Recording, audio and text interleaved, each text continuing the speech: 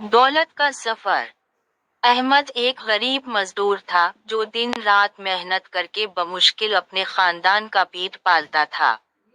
ایک سرد رات، جب وہ تھکا ہارا گھر لوٹ رہا تھا، اس کی نظر ایک بوڑھے شخص پر پڑی جو سڑک کنارے کانپ رہا تھا۔ احمد کے پاس خود اپنے لیے کوئی گرم کپڑا نہ تھا، پھر بھی اس نے اپنی پتلی سی شال بوڑھے کو دے دی۔ تھوڑا آگے چلا تو ایک بھوکے بچے کو دیکھا جو بھوک سے رو رہا تھا۔ احمد نے اپنی روٹیوں کے تھیلے میں سے اپنے حصے کی 2 روٹیاں اس کے حوالے کی اور باقی اپنے بیوی بچوں کے لیے لے کر گھر پہنچا۔ بیوی کے پوچھنے پر بتایا کہ وہ آج کھانا کھا کر گھر آیا ہے۔ سارے دن کی محنت کے بعد اگرچہ بھوک سے برا حال تھا، لیکن دل میں عجیب سکون تھا۔ جلد ہی اسے نیند آ گئی۔ خواب میں وہ بوڑھا شخص اور بھوکا بچہ نظر آئے جو احمد کے لیے دعا کر رہے تھے۔ پیارے اللہ میاں، احمد کو مالا مال کر دو، اس جیسے سخی اور درد دل رکھنے والے کی معاشرے کو بہت ضرورت ہے۔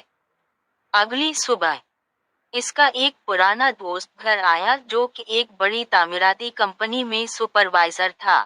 وہ احمد کو ساتھ لے گیا اور احمد کو فورم مین لگوا دیا۔ کچھ دنوں بعد اس کا قریبی رشتہ دار آیا جس نے برسوں پہلے احمد کی شادی سے قبل قرض لیا تھا، وہ منافع سمیت واپس کر دیا۔ ہفتے بھر میں اس کی قسمت کا رخ بدلنا شروع ہو گیا۔ مٹی میں ہاتھ ڈالتا، سونا بو جاتی۔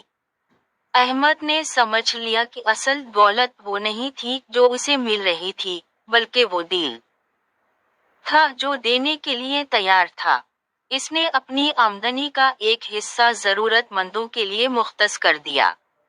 کچھ سال بعد احمد ایک کامیاب کاروباری بن گیا، لیکن اس کی سخاوت میں اور اضافہ ہو گیا۔ لوگ کہتے تھے کہ اس کا ہر روپیہ برکت لے کر آتا ہے۔ احمد جانتا تھا کہ اصل خزانہ وہ خواب نہیں تھا، بلکہ سخاوت کا وہ جذبہ تھا جو اس خواب نے اس کے دل میں جاگزے کر دیا تھا۔ آج بھی وہ خواب اس کے ساتھ ہے، جو اسے یاد دلاتا ہے کہ اصل دولت دینے میں ہے، لینے میں نہیں۔